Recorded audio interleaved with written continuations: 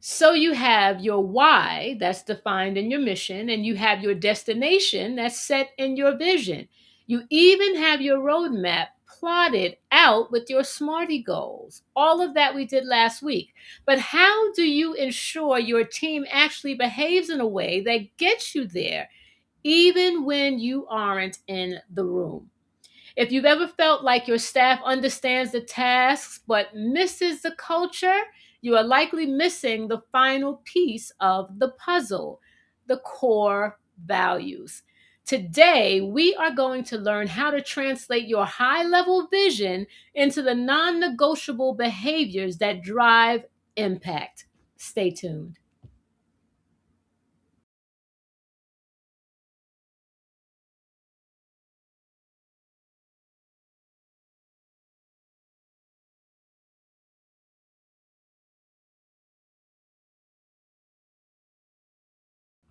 All right, and so we're diving right in, and we've been on this journey together, right? And so we started off talking about neuroscience of the brain, about brain development, and we talked about the reality of the daily fires that we have to put out on a day-to-day basis in early childhood education. Then we discussed how to stop spinning in circles by setting a clear mission, which is your compass, and vision, which is your mountain peak, right? Your pinnacle. And so we even broke down how to reach that peak using SMARTIE goals. Goals that are specific, measurable, ambitious, realistic, time bound. And we added the IE there, the inclusive and equitable. But there is a gap between knowing where you are going and how you act along the journey. That gap is filled by core values.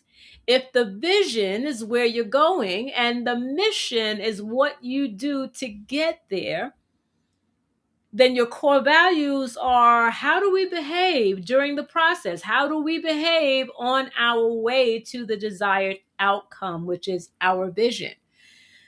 They are the essential and enduring tenets of your organization, a small set of timeless guiding principles that require no external justification.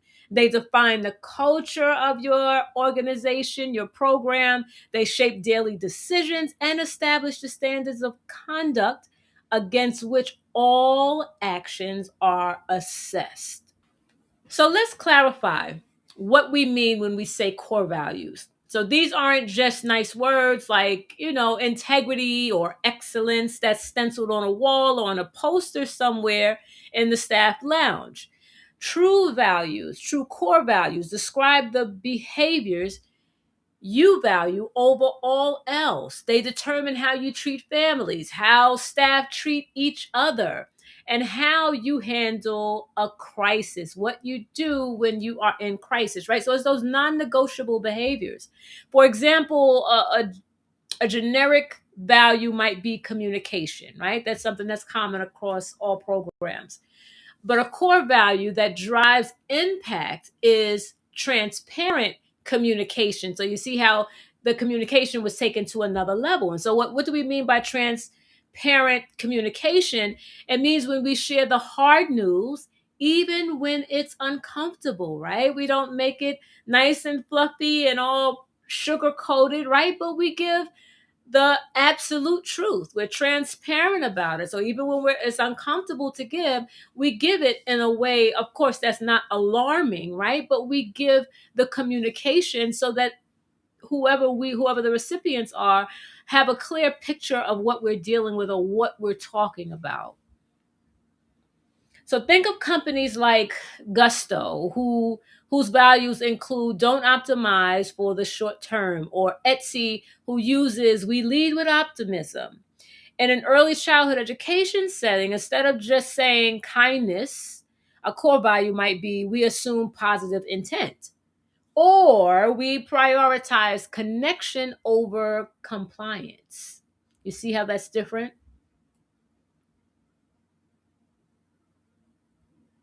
So now let's talk about how do we develop these core values. You don't just pick them out of a hat, right? You extract them from the work that you've already done. So in our last episode, we did a lot of work and we talked about creating the vision, creating the mission. It was information packed. We also did our SMARTIE goals, right? So all of that information talking about the cascading goals. So you've already put in the hard work. So now we want to use the information that we've already created to extract these core values from. So look at your vision, look at your mission. Ask yourself, how must we behave, right, in order to achieve this vision? So no matter what that vision is, there's a certain way that we must act and behave in order to get the outcome that we desire. So if your vision involves deep community partnership, a core value must revolve around inclusion and shared power. If your mission, and that's that inclusive, right, equitable piece that we talked about with the SMARTIE goals. If your mission involves serving marginalized communities, then your values must explicitly address equity, right? That's that IE, that inclusiveness, equity that we talked about. Next step is that you need to review your SMARTIE goals. And so we know that the goals without inclusion and equity won't produce the better outcomes for marginalized communities, right? Because that's the example that we're going with. So we know that our values have to support our goals. So if we have a goal to reduce staff turnover by 20%, you might need to have a core value that's centered around staff wellness or professional respect or professional development or advancement, right? So you may need to have something that's set up like that, something that can promote that goal of reducing that staff turnover. Step three is that you need to involve your team. So just like we discussed with the goal setting, this can't be done, with a top-down mandate, but you need to gather those from the community in the same way that this works. You have to gather your staff together, include your board members, but most importantly, your teachers, right? You also want to have some of your community partners, your parents, to also be a part of this. And you want to ask them, what does excellence look like in our daily interactions, right? We need to really put some thought into that. In our day-to-day interactions, what does that look like in order to help us get to the goal or to that vision that we have set before us?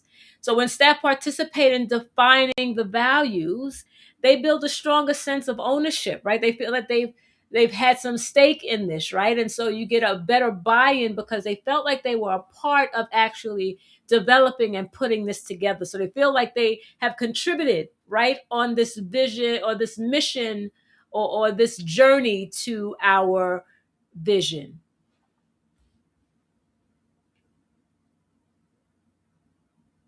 And so once you have your values, how do you make them stick is the next question, right? So it's not just about developing them and putting them together, having them somewhere nicely, right? But it's about how do we get it to actually work? How do we get it to actualize with our staff? So you have to move them from the page and move them to the payment, right? Move them to being on the ground and actionable, right? That the staff are able to actually do the behaviors, right, that we want them to exhibit. And so we do that by, number one, we hire and fire by them. And so what that means is you use your core values in the interview questions, right? So you use those core values to help hire and fire, right? To determine whether or not a candidate is going to be a good fit for this environment if you're hiring, right? And then also when you're doing your evaluation process, right? Even when you are doing your annual assessments and things of that sort, you want to look and see, does this person or what the person is working on, does it align to our core values, right? So we actually use it in our practice. And so if a candidate has great credentials, but they don't align to our values, right? Or especially one that's of like shared power, if we're still going with that example that we were given, then we know that they aren't a good fit, right? So that's something we can use that to help us to hire and fire. Another thing we could use our core values to do is to operationalize them. It's important that we do that. So we make them actionable, as I was saying. And so if a value is continuous improvement, then your SMARTIE goals should include professional development milestones, right? Not enough to just say, these are my professional development goals, or this is what we're going to do, or even to just set a schedule for the year because we have our staff development that we do or our professional learning that we do throughout the year. It's not enough just to set that and put them in place, but let's put some milestones there. Let's put some checkpoints into that. And then also, where do we get that information from, right? It should be coming from the staff body of knowing what they need and also what they also desire, right? As far as growing in their profession and in their skill set, right? So you develop some milestones in your professional development, right? And so, but that's if one of your goals is continuous improvement, right? You want to see your staff to also continue to improve, and that would also contribute to the reduction in the staff turnover that we were talking about earlier. And so the next, or the third step, would be we want to look, or to apply a litmus test. We talked about this in one of our prior episodes, but we're going to do it, just look at it a little bit differently. So you want to just how we would do it, how we would apply a litmus test to our goals to check for equity, right? To make sure that it aligns with what we've said, or making sure that there's equitable and that inclusive piece. We have to also apply one to our values, right? So we're doing a litmus test also with our values. So we want to ask, does this value apply to everyone? From the director to the part-time aide, or to the floater, or to the custodian, right? Your maintenance person, or your food handler, your cook, right? Does this align to them as well? Does it apply? Does this value apply to them? Does it help us to make different decisions when resources are tight, right? Does it cause us to compromise what our values are because we're in a tight spot or because we're in a challenging situation? So we want to make sure that we take the litmus test when it comes to our values as well, because earlier I said those core values are your non-negotiables, right? So that means that you do them no matter what. That's that integral piece. You do those no matter what. And also you want your staff not just to do it when you're there, but when you're not there, when you're not in the room, right? They should be able to still hold true to those values that they have. So you want to look at those things to make sure that it does incorporate all, and that they do it, it's non-negotiable that they do it at all times. And so we have to put some practices and some action steps in place. And we have to put some work also into helping staff to really understand, not just learn, not just teach them what the core values are, but to help them see how to actionalize it. You may want to do some scenarios around it, right? And have them to kind of act out what that would look like. Do some role play. One thing I found out in my career of all these years is that the training piece of it, we've gone way past where you could do lecture style and expect people to absorb it, right? Some people learn that way, but they learn, our staff, I was going to say children, all of the staff learn in multiple and different ways, right? And so we sometimes don't apply that also to our staff. Yes, we all learn in different ways as well.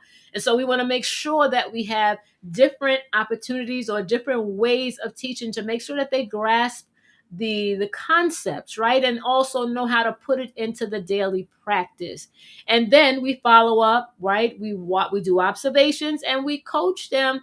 We even do some mentoring, right? And we also do some role play and actually role planning for them, maybe in the moment if there's a situation that's happening, right? But that's how we get them to really grasp those core values, because we need it to become a part of the thread that keeps them together. That this makes the culture, right? It really impacts or creates that culture.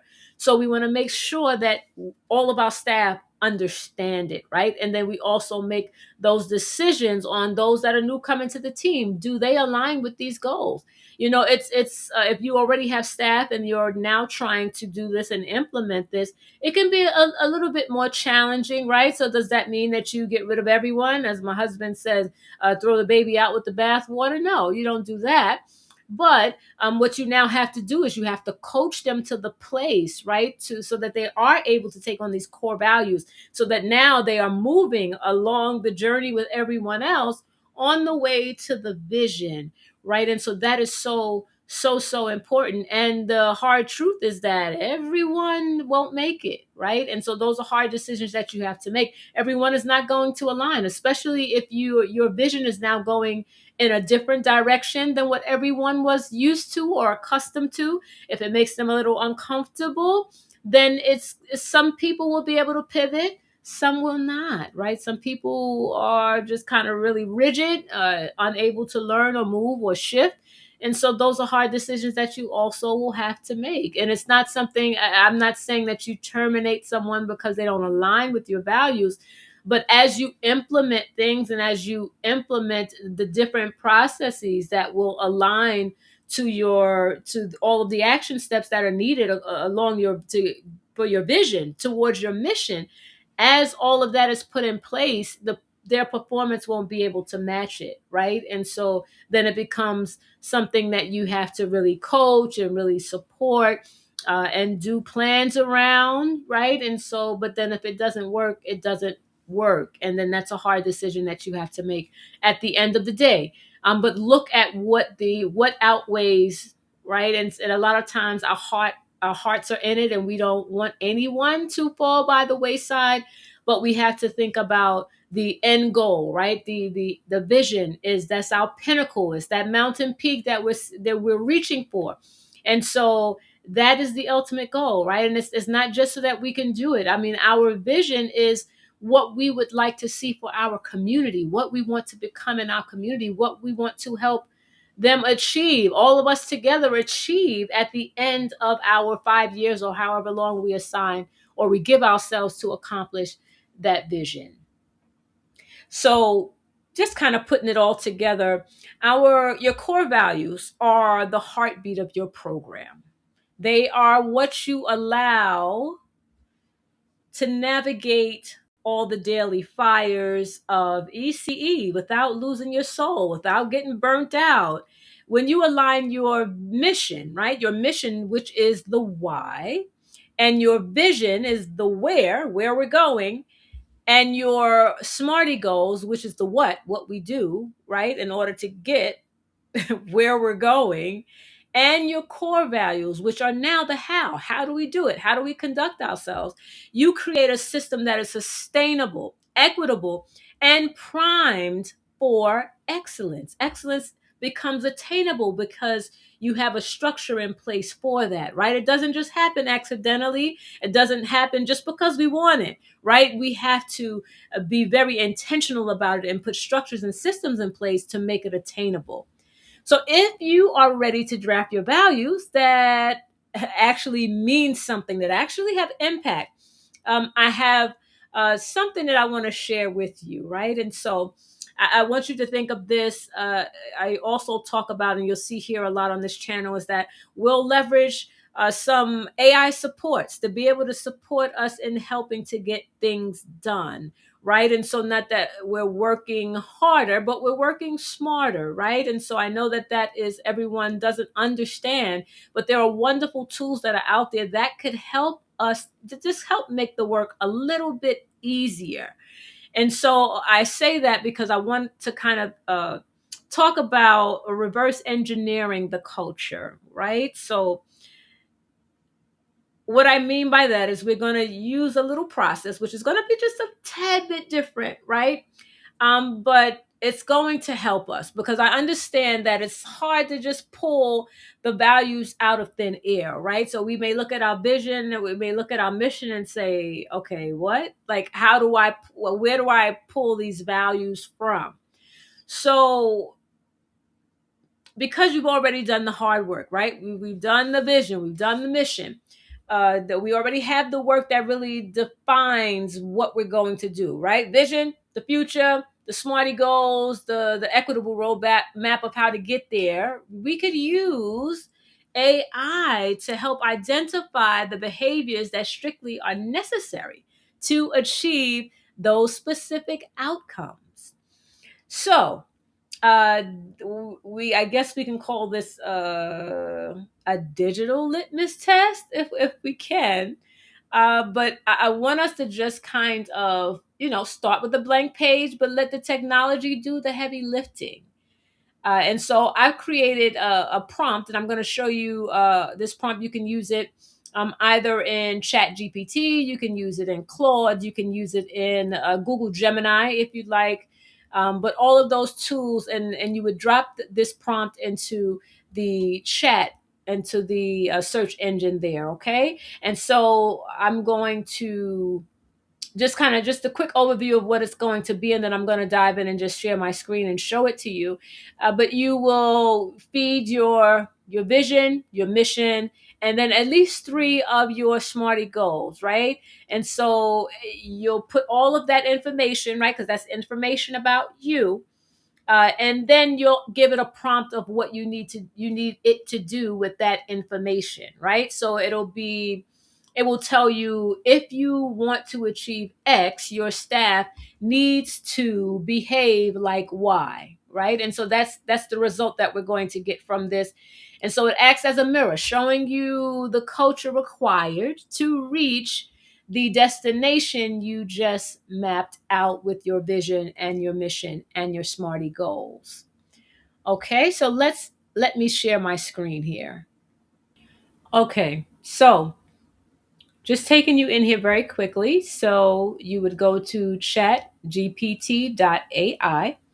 And so there is the box there with, it's the chat box.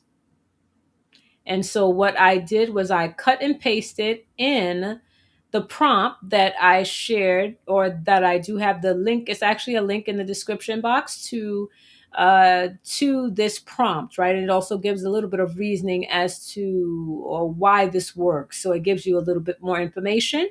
But I cut and pasted it into this. And so what it says is, act as an expert early childhood education consultant and organizational psychologist.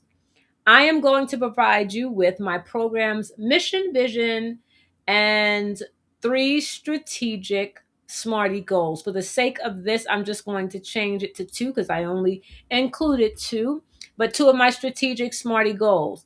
Based only on these inputs, please generate a list of 5 draft core values.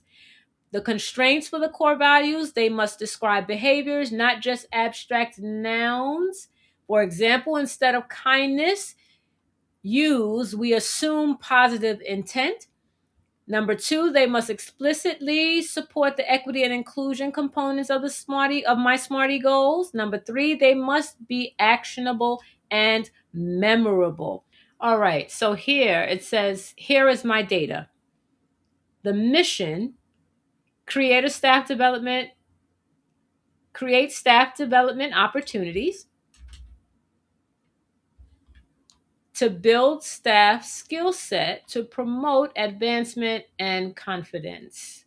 The vision, have a stable staff group that provides best practices and promotes better outcomes in the lives of children and families. And then the SMARTIE goals, the two that I have here, is create a staff survey to be done quarterly. And you can go into detail. Of course, yours would be in a lot more detail than this. These are not my actual goals, but just for the sake of this just really small illustration. And then the next one is reduce staff turnover by 20% by next quarter, right? And so here is the information. And so then all we want to do here is just hit go, and let's see what it gives us. We asked for 5 draft core values.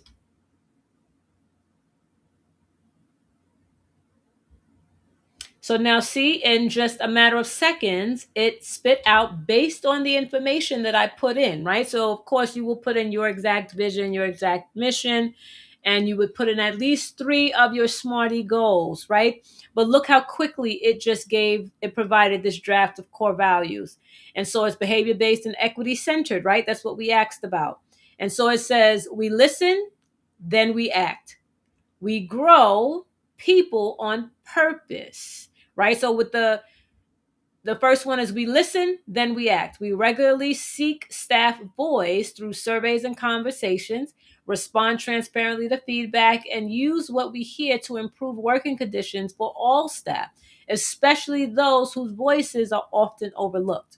Number two, we grow people on purpose. We intentionally provide equitable access to professional learning, coaching, and leadership opportunities so every staff member can build skills, confidence, and pathways for advancement. Number three, we create safety to stay.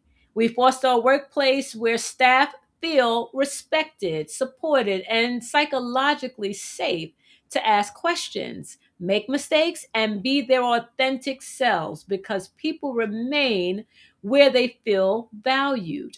Number four, we lead with fairness and consistency. We apply expectations, feedback, and recognition consistently across roles and identities, ensuring policies and practices promote inclusion, trust, and stability. And number five, we invest in relationships, not just roles. We build strong, inclusive relationships among staff, families, and children, recognizing that stable teams and positive outcomes grow from connection, belonging, and mutual respect. So this is pretty good for the minimal amount of information that I put in, right? So it really did expand and extract from what I gave it, and it came up with these five core values, the draft of them, right? And so those are pretty good, but at least they would give you a starting point, right? And in many cases, the more information you give it, right, the more it will give you. And then also, you go over them and you look at them, and you can also respond to chat and say, okay, I like number one, number two. Number three, I'd like you to elaborate a little bit more or rephrase it, or it doesn't really align to our values, or I don't see where it aligns. Provide five more, right? And so you can do that.